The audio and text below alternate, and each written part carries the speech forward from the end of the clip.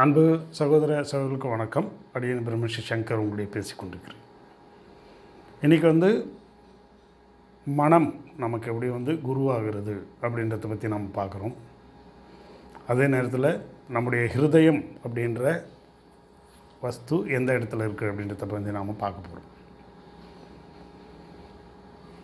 சுவாமி சிவானந்த பரமஹம்சர் சித்த வேதத்தில் இரண்டாவது அந்த பகுதியில் பாகத்தில் நமக்கு மனம் எவ்வாறு உற்பத்தி ஆகிறது அப்படின்றத பற்றி சொல்லியிருப்பாங்க. ஹிருதயம் எங்கே இருக்குது அப்படின்றவாங்க. அப்போ இந்த மனம் எங்கே இருக்கிறது அப்படின்றத இன்றைய அறிவியல் பூர்வமாக அவர்கள் ஆராய்ச்சி செய்கிறார்கள். மனம் என்பது இந்த உடம்புல எந்த இடத்துல தேடினாலும் அந்த மனம் என்பதை அவர்களால் கண்டுபிடிக்க முடியவில்லை. அவங்க என்ன சொல்கிறாங்க அப்படின்னா, ஒட்டுமொத்த செல்கள் ஃபுல்லாகவே மனம் அமைஞ்சிருக்கு அப்படின்றாங்க. ஆனால் சாமி சித்தவேதத்தில் என்ன சொல்கிறார் அப்படின்னா, மனம் என்பது ஆகாசத்தில் இருக்குது அப்படின்றார். ஆகாசம் அப்படின்னா ஆகாசம். காசம்னா என்ன? காய்ச்சிருது. காசம்னா ஹீட்டு. ஆன்மாவுடைய காசம் அப்படின்னா ஆன்மா எங்கே உஷ்ணமாக இருந்து கொண்டிருக்கிறதோ அந்த இடம்தான் ஆகாசம் அப்படின்னு சொல்லிட்டு சித்தவேதத்தில் சொல்லப்படுகிறது.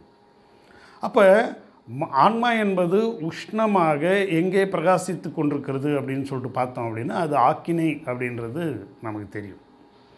இப்போ அறிவியல் பூர்வமாக இவர்கள் என்ன சொல்கிறாங்க அப்படின்னா, இந்த பீனியல் கிளாண்ட் அப்படின்னு சொல்லக்கூடிய அந்த ஆண் சுரப்பி, பீனியல் அந்த வார்த்தையில் பார்த்திங்க அப்படின்னாலே அந்த பெனிஸ் அப்படின்னு சொல்லக்கூடிய அந்த வார்த்தையிலேருந்து தான் இந்த பீனியல் அப்படின்ற ஒரு வார்த்தையை இது பண்ணுவாங்க. அதாவது ஆண் தன்மையான அந்த பீனியல் கிளாண்ட். பிட் யூட்ரி கிளாண்ட் அப்படின்னு சொல்லிட்டு ஒன்று இருக்குது. நம்மளுடைய உடம்புல பிட் யூட்ரி கிளாண்ட் இருக்குது. அது பெண் தன்மையான ஒரு. அப்போது ஆகாசத்தில் இருக்கிற அந்த உஷ்ணம் என்கின்ற அந்த ஒரு ஆற்றல் பிட்யூட்ரி அப்படின்ற ஒரு ஒரு வஸ்துவை கிராஸ் பண்ணி வரும்பொழுது தான் உங்களுக்கு மனம் என்பது உற்பத்தி ஆகிறது அப்படின்றத இன்றைக்கி சயின்ஸை நாம் ஒப்பிட்டு பார்க்கும்போது நமக்கு தெரியுது. So pineal gland, pituitary gland, thymus gland அப்படின்னு சொல்லுவாங்க. இப்போ இந்த தைமஸ் கிளாண்டை தான் நாம் என்ன பண்ணுவோம், ஊதி அதை ஹீட் பண்ணி பிட்யூட்ரி கிளாண்டையும் பீனியல் கிளாண்டையும் நாம் உஷ்ணத்தை ஏற்படுத்துவோம். அப்போ நம்முடைய சித்த வித்தை என்ன பண்ணும் அப்படின்னா, நம்முடைய உடம்பிலே இருக்கின்ற அந்த சிதாகாசம் ஆகாசத்துக்கு உடம்புக்கு சாதாரணமாக இருக்கக்கூடிய அந்த வெப்பத்தை விட அதிகமான வெப்பத்தையும் நாம் ஏற்படுத்துறது. அங்கே தான் சூரியனாக பீனியலும் பிட்யூட்ரியும் சூரியன் மாதிரி பிரகாசம் இருந்து கொண்டிருக்கிறது. சாமி சொல்லுவாங்க, நமக்குள்ளே ஒரு ஆகாசம் இருந்து கொண்டிருக்கிறது, நமக்குள்ளே ஒரு சூரியன் இருந்திருக்கிறது. அந்த வெளிச்சத்தினால் நாம் பார்க்கும் பொழுது தான் நாம் அவேர்னஸ் என்று சொல்லக்கூடிய அந்த விழிப்பு நிலையை நாம் அடைகிறோம். அப்போ நாம் இந்த வெளியில் உலகத்தை பார்த்துட்ருக்கிறது எல்லாமே நாம் இருக்கிறோமா அப்படின்னா அது விழிப்பு நிலை இல்லை, அது ஒரு தூக்க நிலை. தூக்க நிலை என்னென்னா, நம்முடைய ஜீவனாகப்பட்டது, ஜீவன்னா நம்முடைய எனர்ஜி நம்முடைய உடம்புல இருந்து வெளியில் போயிடுது. இப்போ நாம் என்ன நினச்சிட்ருக்குறோம் அப்படின்னா, வெளியில் இருக்கிற பொருட்கள்லாம் நமக்கு குரு அப்படின்னு நினச்சிட்ருக்குறோம். நாம் இன்றைக்கி கூகுள் நமக்கு ஒரு குரு, ஆர்டிஃபிஷியல் இன்டெலிஜென்ஸ் நமக்கு ஒரு குரு அப்படின்றோம். ஸோ வெளியில் புறத்திலே காணப்படுகின்ற விஷயம்லாம் அறிவுன்னு நாம் நினச்சிட்ருக்குறோம். ஆனால் அறிவுனா என்ன தெரியுமா? ஒரு சுக்கில விதையாக இருக்கின்ற அந்த ஒரு அணு, அந்த ஒரு அணு ஸ்ரோனிதம் என்று சொல்லக்கூடிய அந்த கருமுட்டை, ஸ்ரோனிதத்துலேருந்து கருமுட்டை இருக்குது பார்த்திங்களா, இந்த கருமுட்டையோடு ஒன்றா சேர்ந்தபோது ஒரு முழு அணுவாக மாறுகிறது. அது ஜைகோட் என்கின்ற ஒரு முட்டை. அதுதான் அண்டம்னு சுவாமியில் பிரம்மாண்டம் அப்படின்னு சொல்லுவார். அப்போ இந்த அண்டம், இந்த சுக்கில அணுவும் அந்த கருமுட்டையும் ஒன்றாக சேர்ந்த உடனே இப்போ இந்த 46 குரோமோசோம் வந்த உடனே அது ஒரு அணு, அது ஒரு செல். இந்த செல் நமக்கு நம்முடைய உச்சியிலிருந்து பாதம் வரைக்கும் இருக்கிற பலவாறான உறுப்புகளாக மாறுகிறது. என்னென்ன உறுப்புகளாக மாறுது? முதல்ல மூளை வந்து உற்பத்தி ஆகுது. இந்த மூளை உற்பத்தி ஆனதுக்கப்புறம் தான் இந்த பீனியல் கிளாண்டு, அதுக்கப்புறமா வந்து மற்றதெல்லாம் உற்பத்தி ஆகணும். அப்போ முதல்ல வந்து உற்பத்தி ஆகிறது வந்து மூளையினுடைய முக்கியமான பகுதியான பீனியல் கிளாண்டு. ஸோ அது வந்து பீனியல் கிளாண்டுன்றது வந்து மூளையினுடைய ஒரு அங்கம்தான். அப்போ இந்த விதையிலிருந்து, அதாவது சுக்கிலம் பார்த்தீங்க அப்படின்னா, நீங்கள் வந்து ஒரு தலைப்பரட்டை மாதிரி இருக்கும். அந்த முனையில் இருக்கிற அந்த பீனியல் கிளாண்டிலேருந்து ஆரம்பிக்கிறது தான் நம்மளுடைய உயிரினுடைய உடலினுடைய பயணம். அப்போ அந்த செல்களாகப்பட்டது முதல்ல மூளை செல்களாக மாறுது. முதல்ல பீனியல் மாதிரி இருக்கின்ற அந்த தலைப்பரட்டை மாதிரி இருக்கிற அந்த சுக்கிலம் வந்து இந்த முட்டையில் சேர்ந்த உடனே என்ன ஆகுது அப்படின்னா, அந்த குரோமோசோம்களோடு சேர்ந்து அது மூளை செல்களை உற்பத்தி பண்ணுது. அதற்கப்புறம் பிட்யூட்ரி கிளாண்ட் இருக்குது பார்த்திங்களா, அதை வந்து உற்பத்தி பண்ணுது. இந்த மாதிரி உற்பத்தி ஆகும்போது இந்த மனம் என்பது அங்கே இருந்து விடுபட்டு வெளியில் வருது. அதுதான் வந்து அத்வைதம் துவைதம்னு பேர். இப்போ இந்த அத்வைதம் துவைதம்னா என்னென்னா, அத்வைதம்ன்றது வந்து ஒன்றானவன் உருவில் இரண்டானவன் இப்போ நம்ம பார்த்து கேட்டிருக்கோம். அப்போ இந்த ஒன்றானவன் அப்படின்னா அதுதான் எனர்ஜி ஃபார்ம். அது வந்து ஈசன்னு சொல்கிறோம் நம்ம. அதுதான் எனர்ஜி. இப்போ வந்து ஒரு எலக்ட்ரிசிட்டி வந்து ஒரு பேட்டரியில் இருக்குது அப்படின்னா அது ஒரு எனர்ஜி ஃபார்மேஷன். அதை வந்து எதுலையாவது வந்து கனெக்ட் பண்ணி நம்ம டிவி போட்டுக்கலாம், மிக்சி போட்டுக்கலாம், லைட்டு போட்டுக்கலாம், எல்லாம் போட்டுக்கலாம். இப்போ இந்த டிவி, லைட்டு, மிக்சி இதெல்லாம் வந்து உருவங்கள்.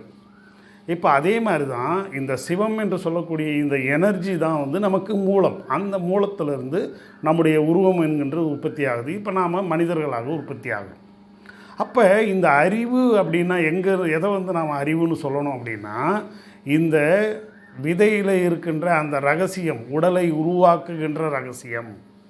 இந்த உடலை வந்து நாம் எங்கேருந்து உருவாக்குறோம்? வெளியில் இருந்தால் உருவாக்குறோம். எங்கன்னா வந்து பேப்பரில் புக்கில் படிச்சுட்டு மூளை உருவாகட்டும், மூளை உருவாகுதா? கண்கள் உருவாகட்டும், கண்கள் உருவாகுதா? இதயம் உருவாகட்டும், இதயம் உருவாகுதா? அதுவே ஒவ்வொரு நாளும் அது பாட்டு ஒன்றும் இல்லை, 300 நாள் கருவில் இருந்ததுனாலே உங்களுக்கு வந்து எல்லா உறுப்புகளும் உருவாகிடுது. இப்போது இந்த எல்லா உறுப்புகளும் எதனுடைய அடிப்படையிலே கொண்டு உருவாச்சு? நீங்கள் கொஞ்சம் யோசிக்கணும். இப்போது எல்லா உறுப்புகளும் எதனோட அடிப்படையில் உருவாச்சு? உள்ளுக்குள்ளே அந்த சுக்கில விதையில் இருக்கிற அந்த அறிவினால் தான். அந்த சுக்கில விதைனா அது மட்டும் கிடையாது, சுக்கிலம், அந்த கருமுட்டை, இந்த ரெண்டும் சேர்ந்து ஒரு அண்டமாக மாறிச்சு இல்லைங்களா? அதில் இருக்கிற அந்த குரோமோசோம்கள் இதெல்லாம் வந்து தான் இந்த உருவத்தை வந்து நமக்கு மாற்றி கொடுக்குது.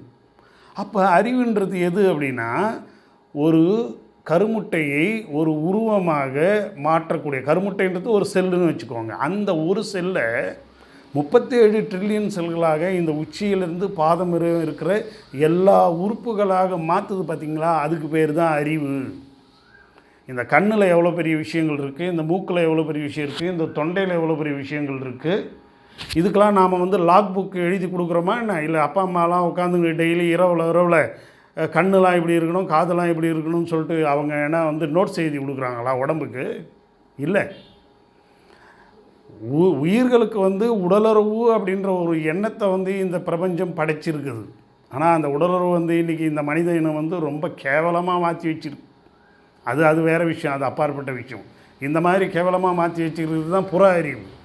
இப்போ நாம் புற அறிவில் இருக்கிறவனை போய்ட்டு நம்ம குருன்னு சொல்ல முடியுமா? இல்லை. அப்போ குருன்றவன் யாருன்னு அப்படின்னா, அந்த அண்டம்னு சொன்னோம் பார்த்திங்களா, அந்த ஒரு செல், அந்த ஒரு செல்களில் இருக்கிற பொதிந்திருக்கிற அந்த இன்ஃபர்மேஷன் தான் வந்து குரு. அவர் தான் டீச்சர்.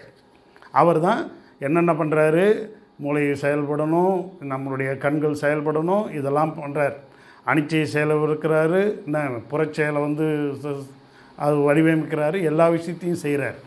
அப்போ குரு அப்படின்னா யார் அப்படின்னா, நம்ம மனசு தான் குரு. ஆக இப்போ இந்த மனம் என்பது என்ன அப்படின்னா, அதுதான் அந்த செயல்பாடுகள். அதாவது அந்த கருமுட்டையிலே இருந்து வெளியிலே வந்து அந்த செயல்பாடுகள். இப்போ அங்கே வந்து பார்த்திங்க அப்படின்னா, அன்பு நிலையில் ஒரு செல்லாகப்பட்டது இன்னொரு செல்லாக பிரிஞ்சு தான் இந்த ஒட்டுமொத்த உருவமும் மாறுது. இப்போ ஒரு செல் வந்து இன்னொரு செல்லாக மாறும்போது, இல்லை ஈகோ பிடிச்சிக்கிட்டு நான் இன்னொரு செல்லாக நான் மாற மாட்டேன், எனக்கு நீ மதிப்பு கொடுக்கல, மரியாதை கொடுக்கல, என்னை நீ இது பண்ணுற அது பண்ணுறன்னு சொல்லிட்டு ஒரு செல்லு இன்னொரு செல்லாக மாறாமல் விட்டுச்சுன்னா உருவம் வர முடியுமா? சத்து தான் போயிடணும். அப்போ இந்த அறிவு தான் மனம். இப்போ இந்த அறிவு வந்து அகமனம்னு சொல்லுவாங்க. அப்போ அகமனத்தின் மூலமாகத்தான் இந்த உச்சியிலிருந்து பாதம் வரைக்கும் இருக்கிற இந்த உருவங்கள் வந்து நமக்கு அமைக்கப்படுகிறது. அதுதான் இந்த இத்தனை கோடி வருடங்களாக, இத்தனை லட்சோப லட்சம் கோடி வருடங்களாக பரிணாமம் என்று சொல்லக்கூடிய அந்த ஒரு வாழ்வியல் மூலமாக இந்த நம்முடைய உடம்பில் இருக்கின்ற அந்த ஜீன்கள், மரபணுக்கள்லாம் வந்து அதனுடைய ஒட்டுமொத்த ரகசியத்தையும் புதிய வச்சுக்கிட்டு நமக்கு வந்து அகமனமாக வருது. அப்போ இந்த புறமணம்ன்றது வந்து எப்படி அப்படின்னா, இந்த புறமணம்ன்றது வந்து எடுப்பார் கைப்பிள்ளை மாதிரி. இப்போ இந்த புறமணத்துக்கு நாம் என்னென்ன விஷயங்களை கற்றுக் கொடுக்குறோமோ அதைப்படி தான் இந்த புறமணம் நமக்கு செயல்படும். உதாரணமாக பார்த்திங்க அப்படின்னா, இந்த புறமணத்தை வந்து மகாபாரதம் வந்து சொல்லி கொடுத்தோம் அப்படின்னா மகாபாரதத்தினுடைய தன்மைகள்லாம் அது பேசும். மகாபாரதம்னா என்ன? உள்ளுக்குள்ளே நடக்கின்ற ரகசியங்கள். இப்போ நான் வந்து போன இதில் சொன்னேன், தேவர்கள் வந்து செல்களாகவும் அரக்கர்கள் வந்து கிருமிகளாகவும் இருக்கின்றாங்க. இந்த கிருமிகள் தான் நமக்கு வந்து இந்த தேவர்களுக்கு வந்து வேலை செய்து, இந்த செல்களுக்கு வந்து வேலை செய்து அந்த சக்திகளை அவர் கொடுக்கிறார்கள். இந்த கிருமிகளிடையே ஏதாவது வந்து கலகம் ஏற்பட்டால், நாம் சாப்பிட்ற சாப்பாடு, நாம் எண்ணங்கள் மூலமாக கலகங்கள் ஏற்பட்டால் அவர்கள் அசுரர்களாக மாறிவிடுகிறார்கள், அவர்கள் துரியோதனர்களாக மாறிவிடுகிறார்கள், இந்த உடலையும் உயிரையும் அழிக்க பார்க்கிறார்கள். அதாவது இந்த தேவர்களை கொல்ல பார்க்குறாங்க. இந்த டைமில் இந்த தேவர்களுக்கும் இந்த அசுரர்களுக்கும் இந்த துரியோதனர்களுக்கும் இந்த பாண்டவர்களுக்கும் நடக்கின்ற இந்த போட்டி தான் வந்து மகாபாரதம் அப்படின்றது வந்து ஞானிகள் வந்து தன்னுடைய அந்த நிலையிலிருந்து நமக்கு சொல்லியிருக்காங்க. அதே மாதிரி தான் ராமாயணமும். இப்போ இந்த ராமாயணமும் அப்படி தான். இந்த ஜீவனாகப்பட்டிய அந்த ராமனாகிய ஒளி, இந்த ஒளியின் மூலமாக நம்முடைய உடம்பில் வருகின்ற அந்த விசாரங்களை அழிக்கும்போது அது வந்து ராம அவதாரம், வாலி வதைன்னு பேசுகிறோம். இப்போ வாலினா வாலிபம் அப்படின்றது தான் வாலி. அப்போ வாலியை வந்து மிக மிக திறமைசாலி அவனை வந்து எப்படி அழிக்கிறது? லைட்டை கொண்டு அழிக்கிறது இல்லை, ஒரு பொருள்லேருந்து இன்னொரு பொருளை ஆக்கிறது. இப்போ வந்து நம்முடைய உடம்பில் இருக்கிற சுக்கிலம் இது வந்து குழந்தை பெற்றுக்கிறதுக்கும் உதவும், இதே சுக்கிலம் நம்ம ஞானம் அடையிறதுக்கும் உதவும். நம்ம உடம்பில் வந்து இந்த சுக்கிலத்தை மேலே எடுத்துன்னு போயிட்டு சகசாரமாகிய அந்த மூளையோடு சேர்க்கும் பொழுது அதுதான் கடையில்னு பேர். அதாவது உடம்பில் இருக்கிற அந்த 72,000 நாடி நரம்புகளில் உற்பத்தி ஆகிற அந்த 37 ட்ரில்லியன் செல்களில் உற்பத்தி ஆகிற அந்த சுக்கில அந்த அறிவு பார்த்திங்களா, அதாவது சுக்கில எனர்ஜி. இந்த சுக்கில எனர்ஜி வந்து ஒளியாக ஆகாசமாக இருக்கிறது, அதாவது வெப்பமாக இருக்கிறது, அக்னியாக இருக்குது. இந்த அக்னியை எடுத்துகிட்டு போயிட்டு நம்ம மூளைகளை எடுத்துகிட்டு போயிட்டு சேர்த்தோம் அப்படின்னா அங்கே இருக்கிற அந்த மூளை செல்கள், இந்த மூளையில் எப்படி வந்து இந்த கடவுள் படைச்சிருக்கான் அப்படின்னா, அந்த மூளையில் வந்து ஆனந்த செல்கள் அப்படின்ட்டு ஒரு தனி ஒரு பார்ட் இருக்குது, அதாவது பிளிஸ்ஃபுல் செல்ஸ். இந்த பிளிஸ்ஃபுல் செல்ஸ் தான் வந்து நம்மளுடைய உடம்பு இந்த சுக்கிலம் வந்து, அதாவது அந்த அக்னி ரூபமாக இருக்கின்ற அந்த சுக்கிலத்தை நாம் தவத்தின் மூலமாக மேலே ஏற்றணும் அப்படின்னா அங்கே வந்து அந்த ஒளியாக நம்முடைய உடம்பில் ஒளிர்வதற்காக அது நம்முடைய உடம்பில் மூளையில் இருக்குது. அதுதான் சகசாரம்னு சொல்கிறாங்க. அந்த காலத்தில் வந்து ஞானிகள்லாம் வந்து உட்காந்து இதெல்லாம் பார்த்துட்டு அந்த ஒவ்வொரு 7 நிலையில் மூலாதாரத்துலேருந்து ஏறுதுன்னு. ஆனால் மூலாதாரன்றது வந்து எங்கன்னா நம்மளுடைய புருவ மத்தியை தான், அந்த சிரசில் தான் நம்மளுக்கு மூலாதாரம் அப்படின்றது. ஏன்னா மனம் உற்பத்தி ஆகிறதே வந்து அந்த பீனியல் கிளாண்டிருந்து தான் வெளியில் வர்றது. ஓகேங்களா? அப்போது இந்த மாதிரி மூலாதாரம், நம்ம சுவாமி என்ன சொல்லுவார், மூலாதாரத்துலேருந்து அனைத்து ஆதார்களும் சிரசில் தான் இருக்குதுன்றது சொன்னார். அது உண்மை. அதே மாதிரி இந்த சித்தம், புத்தி, மனம், அகங்காரம் என்கின்ற 4 விதமான அந்த படைப்பு, இந்த மனமாகப்பட்டது சித்தமாகவும், சித்தம்னா வந்து இந்த சுக்கிலம்ன்ற அக்னி ஸ்வரூபம் இருக்குது பார்த்திங்களா, அது வந்து சித்த நிலையில் இருக்கிற அந்த செல்கள். ஸோ சித்தம், புத்தி, மனம், அகங்காரம் என்ற 4 நிலையும் ஒன்றா சேர்ந்தால் தான் நம்ம வந்து ஏதாவது வேலை செய்யணும், ஒரு சம்யோகம் பண்ணுறதுக்கு கூட இந்த 4 வந்தால் தான். அப்போ இதை தான் பிரம்மா அப்படின்றோம். இந்த பிரம்மாவனுடைய வேலையில் தான் நமக்கு வந்து சுக்கிலம் வருது. அந்த சுக்கிலம் தான் வந்து சம்யோகம் பண்ணுது. இந்த சம்யோகத்தின் மூலமாகத்தான் படைப்புன்றது ஒன்று நடக்குது.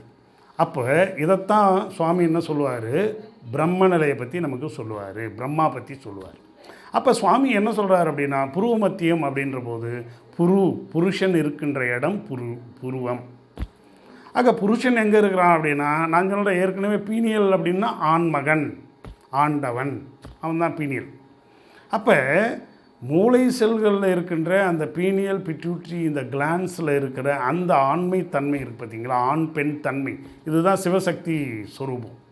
இப்போ இந்த பீனியலில் இருக்கிற அந்த சக்தியாகப்பட்டது, எனர்ஜியாகப்பட்டது பிட்யூட்ரியை கடந்து வந்துருச்சுன்னா அது பெண் தன்மை, நம்ம இப்போ வெளியில் வந்து செயல்பட்டுருக்கிற தன்மை. இதை வந்து நாம் தவத்தின் மூலமாக பிட்யூட்ரியை கடந்து பீனியலோடு நாம் ஐக்கியப்படுத்தணும்னா அது ஆண்டவனுடைய தன்மை உள்ளுக்குள்ளே இருக்கும். இது நம்ம ஒரு நாளும் தூங்கும்போது நடந்துக்கிட்டு தான் இருக்குது.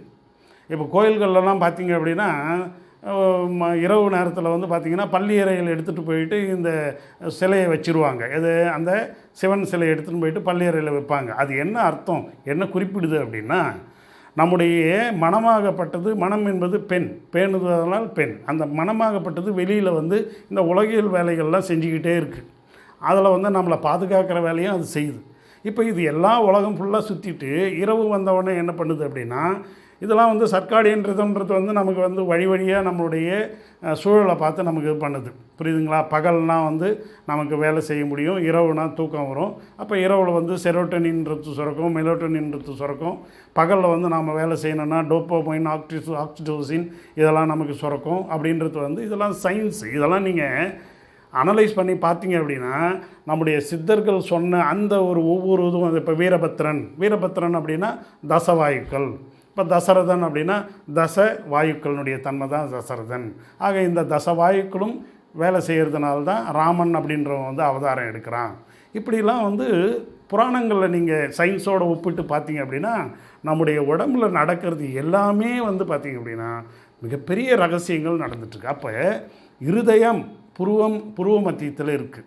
அப்போ சுவாமி என்ன கேட்பார், இதயத்துக்கும் இருதயத்துக்கும் வித்தியாசம் இருக்குது. இதயம்ன்றது வந்து இங்கே இருக்குது, அது ஒரு உறுப்பு. ஆனால் அந்த உறுப்புலேயும் இருக்கிற எல்லா செல்களுக்கும் வந்து பார்த்திங்க அப்படின்னா அந்த எலக்ட்ரிசிட்டி இருக்குது. இப்போ ஒரு செல்லுலேயும் 0.7 வோல்ட் வந்து எலக்ட்ரிசிட்டி உற்பத்தி ஆகுது.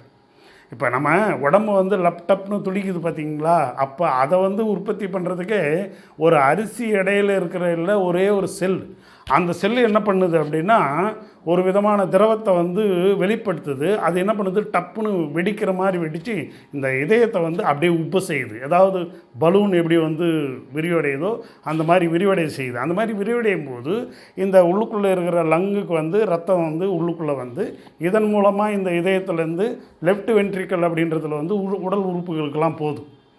இது வந்து இதயத்தினுடைய செயல்பாடு. இது ஒட்டுமொத்த உறுப்புகள், ராஜ உறுப்புகளான வந்து இதயம், கிட்னி, கல்லீரல், இது எல்லாமே வந்து ஒட்டுமொத்த உறுப்புகளுடைய செல்கள் வேலை செய்யும்பொழுது அதிலிருந்து வர வீரியம் தான் சுக்கிலம். அந்த சுக்கிலத்தை நாம் மூளையில் எடுத்து போய் செலுத்தணும்னா தான் அங்கே வந்து அக்னி, அங்கே வந்து பிரகாசம் ஏற்படுகிறது. அப்போ இந்த பிரகாசம் என்பது இருதயத்தில், ஆகாசத்தில் அக்னி சுரூபமாகிய சுக்கிலம் இல்லை அப்படின்னா இது சத்து போச்சுன்னு அர்த்தம். அதனால தான் நம்முடைய உடம்பில் வந்து பிளட்டு வந்து பார்த்திங்கன்னா உயிர் இருக்கும்போது பிளட்டு வந்து செந்நிறமாக இருக்கும். இதே உயிர் போச்சுன்னா அந்த உடம்பில் இருக்கிற பிளட்டு வந்து பார்த்திங்கன்னா பச்சை கலரில் ஒரு மாதிரி துர்கலரில் போயிடும், ஒரு மாதிரி நீர்த்த கலரில் போயிடும். அப்போது சுவாமி என்ன சொல்கிறாருன்னா, உடம்பில் இருக்கிற பிரகாசமாகப்பட்டது இந்த இரத்தத்தை வந்து அந்த செந்நிறமாக வைத்து கொண்டிருக்கிறது. சிவம், செம்மையாக இருப்பவோ சிவம்.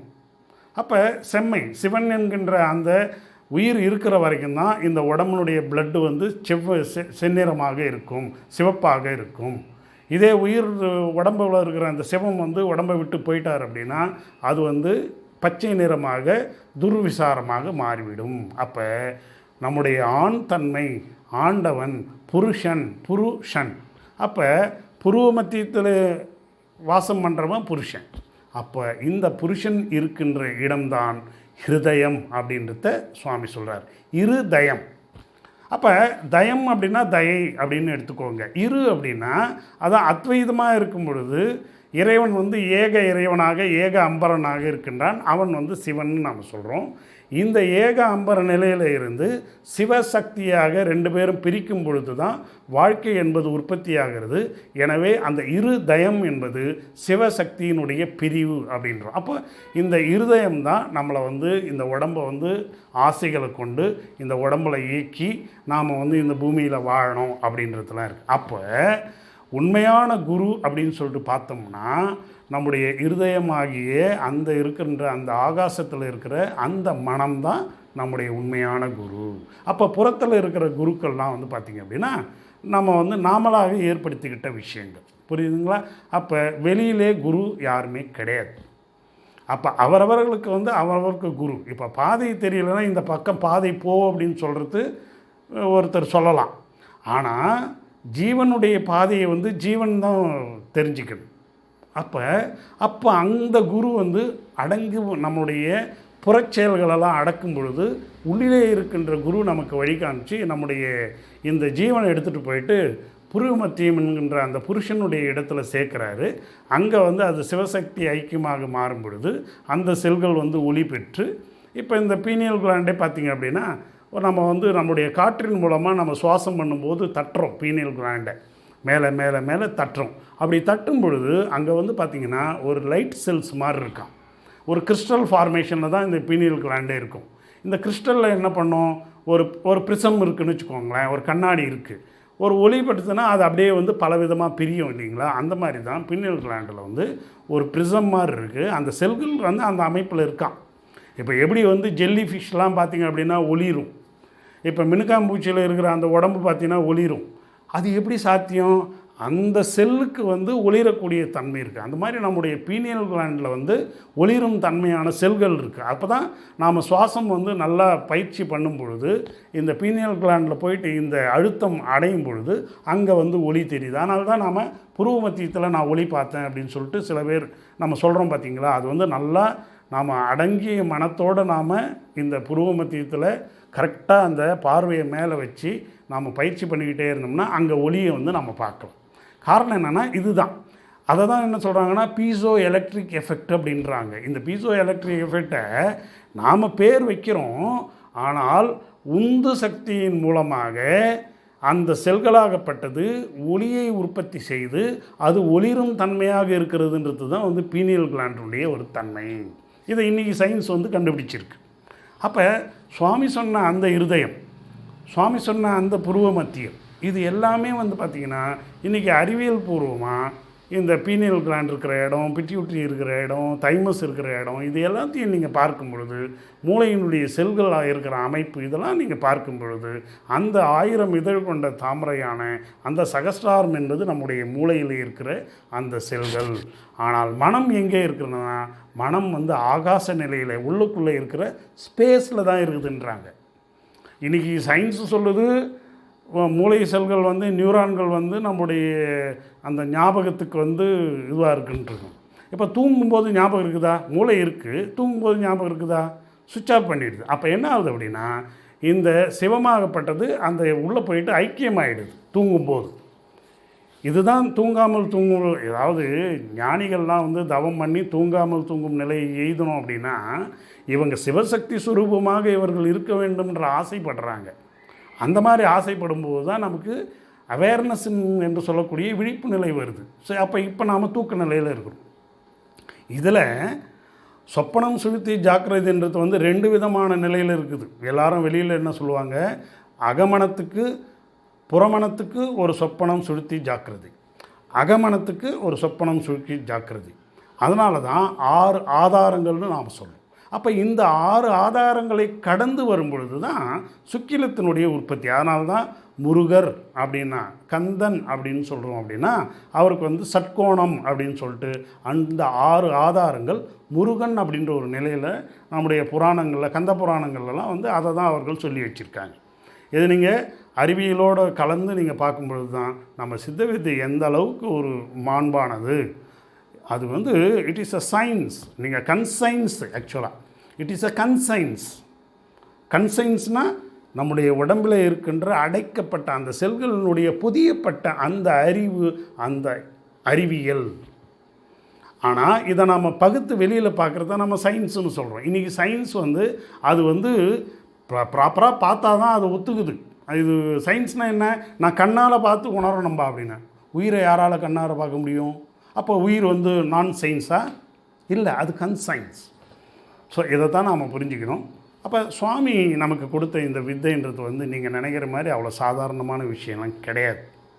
இதை நீங்கள் உணர்ந்தீங்கன்னா மட்டும்தான் தெரியும். ஏன்னா இன்றைக்கி ரொம்ப பேர் வந்து உணராத காரணத்தினால்தான் இதனுடைய பெருமையை வந்து புரிஞ்சுக்கிறது இல்லை. அதே நேரத்தில் வந்து சுவாமி ரொம்ப ஈஸியாக வந்து இதை நமக்கு சுட்டி காமிச்சு கொடுக்குறாரு. ஆக்சுவலாக சுவாமி நமக்கு வித்தை கொடுத்தாலும் நம்மளுடைய ஜீவன் தான் நமக்கு வந்து ஆனந்தத்தை கொடுக்கணும். அதையும் நீங்கள் இப்போ புரிஞ்சுக்கணும். அதனால தான் சாமி என்ன சொல்கிறாரு, வித்தை கொடுத்தவனை போய் தொங்கிட்டு இருந்தேன்னா உனக்கு ஒன்றும் நடக்காது. அது எறும்பும் கொடுக்கலாம், பிரம்மனும் கொடுக்கலாம் வித்தையை. ஆனால் வித்தை செய்கிறவனுக்கு தான் ரொம்ப முக்கியம். திருமணம் பண்ணி வச்சுக்கிட்டு மனைவியோட சேரலைன்னா புள்ள பிறக்குமா? பிறக்காது. அப்போ திருமணத்தை வந்து அப்பா அம்மா செஞ்சு வைப்பாங்க, அப்பா சாமி நமக்கு செஞ்சு வச்சுட்டாரு. ஆனால் அந்த சம்யோகம் என்று சொல்லக்கூடிய இந்த வாசியை வந்து மேலே ஏற்றி இறக்குறோம் பார்த்தீங்களா, அதை நாம் தான் பண்ணணும். அப்போ சம்யோகம் சரியாக பண்ணாமலே, சம்யோகம்னு என்ன, இந்த வாசி யோகம். அப்போ இந்த ஆண்குறி இயற்கை என்கின்ற அந்த வாசி என்கின்ற அந்த ஆண்குறியில் பீனியல் என்கின்ற அந்த மனத்தில் போட்டு சிதைக்கிறோம் பார்த்தீங்களா, அதான் சம்யோகம். இது வந்து புறத்தில் வந்து பார்த்திங்கன்னா ஆண் பெண் இனச்சேர்க்கை அப்படின்னு பார்க்குறோம். அப்போ சிவசக்தி ஐக்கியம்ன்றது இந்த உள்ளுக்குள்ளே ஓடுற அந்த புருவ மத்தியத்தில் ஓடுற அந்த வாசி தான். அதை தான் வாழைப்பெண்ணு சொல்கிறாங்க. ஏன் இதை வந்து சில பேர் என்ன பண்ணுறாங்க, வாழைப்பெண் 16 வயது 16 அங்குல சுவாசம்ன்றதுனால அதை வந்து 16 வயது இளம் வாழைப்பெண் சொல்லிட்டு நம்ம சித்தர்கள்லாம் அதை சொல்லியிருக்காங்க ஒரு இதில் உருவகத்தில். ஸோ அந்த மாதிரி இவ்வளவு மகத்தான ஒரு விஷயத்தை தான் சுவாமி நமக்கு கொடுத்துருக்காரு. இந்த ஒரு மகத்தான விஷயத்தை நாம் உணர்ந்து இந்த வித்தையை வந்து நாம் நல்லா பண்ணி நம்மளுடைய மனித நிலையை அடைய வேண்டும், தெய்வ நிலையை நாம் உணர வேண்டும். நம்முடைய உடம்பில் இருக்கிற ஆண்டவன் தான் தெய்வம். அந்த தெய்வ நிலையை நாம் உணரணும். ஆனால் இன்றைக்கி நாம் என்ன பண்ணுறோம் அப்படின்னா, புறத்தில் தெரிஞ்சுக்கிட்டு நாம் சத்து போயிட்டுருக்குறோம். இடையில இந்த பதவி அந்த பதவி, இந்த பணம் அந்த பணம், ஒரு ஏசி, இதெல்லாம் நம்ம அனுபவிக்கிறோம். இதெல்லாம் நிதர்சனம்னு நான் நினைக்கிறோம். ஆனால் சுடுகாட்டுக்கு எடுத்துகிட்டு போகும்போது நமக்கு இந்த பணமோ ஏசியோ, இளமையான மனைவி கல்யாணம் பண்ணும்போது இளமை, நாம் இளமையாக இருந்தோம், அழகாக இருந்தோம், சுக்கிலம் இருக்கும்போது இப்படி இருந்தோம் அப்படி இருந்தோம், இதெல்லாம் எல்லாமே என்ன ஆகுது, சத்து போச்சுன்னா எல்லாமே போயிடுது. அப்போது உண்மை எது அப்படின்னா, உள்மெய்யாக இருக்கின்ற அந்த சிவம்தான் உண்மை. இது எல்லாம் வந்து பொய்மை. நேற்று நான் இதை பேசும்போது நான் என்ன சொன்னேன் அப்படின்னா, மாயைன்னு சொல்கிறேன். மாயா சமுத்திரம்ன்றது புற உலக இயக்கம், அக உலக இயக்கம்ன்றது தான் உண்மையான இந்த தெய்வநிலை இயக்கம்ன்றதை நான் உங்களுக்கு சொல்லி, அப்போ அத்வைதம் துவைதம்ன்றது இதுதான் உண்மையான புருவ மத்தியம். புருஷ இடத்தான அந்த புருவ மத்தியத்தில் போய் நாம் சேரணும். ஸோ இதை சயின்டிஃபிக்காகவும் நிரூபிச்சிருக்காங்க. நம்ம சித்தர்களும் ஞானிகளும் மகான்களும் நமக்கு சொல்லிவிட்டு போயிருக்காங்க. இவ்வளவு பெரிய மகத்தான விஷயத்தை தான் நமக்கு சுவாமி சொல்லி கொடுத்துருக்காங்க. புரிஞ்சவங்க சில பேர் பார்த்திங்க அப்படின்னா இன்றைக்கி அதெல்லாம் புரியாமலே விட்டுடுறாங்க. அவங்க பிள்ளைங்கள்லாம் போயிட்டு அங்கே படிக்கணும், இங்கே படிக்கணும், இந்த பதவி அடையணும், அந்த பதவி அடையணும். சித்த வித்தியார்த்தியாக இருப்பார். அவங்க பிள்ளைங்க வந்து அதை வந்து எடுத்து கேட்காது. ஏன்னா அவங்களுக்கெல்லாம் புரியறது இல்லை. ஏன்னா இன்றைக்கி வாங்குகிற 50,000 1,00,000 சம்பளம் தான் நிதர்சனம் அப்படின்னு அவங்க நம்புகிறாங்க. அது வந்து ஒரு விதமான வாழ்வியல் அடிமைத்தனம்ன்றது வந்து நீங்கள் புரிஞ்சுட்டு, ஆனால் அந்த வாழ்வியல் அடிமைத்தனத்தில் நாம் இருந்து தான் ஆகணும். ஏன்னா இன்றைக்கி வந்து பொருளாதார திட்டத்தில் வந்து காசு இல்லைன்னா ஒன்றுமே இல்லைன்ட்டான். அந்த மாதிரியான நிலை வந்து போச்சு. அதையும் பார்க்கணும், இதையும் பார்க்கணும், அருளையும் பார்க்கணும், பொருளையும் பார்க்கணும். ஸோ இந்த நிலையில் நாம் செயல்பட்டோம் அப்படின்னா ஒரு உயர்ந்த நிலையை அடையலாம். நன்றி, வணக்கம்.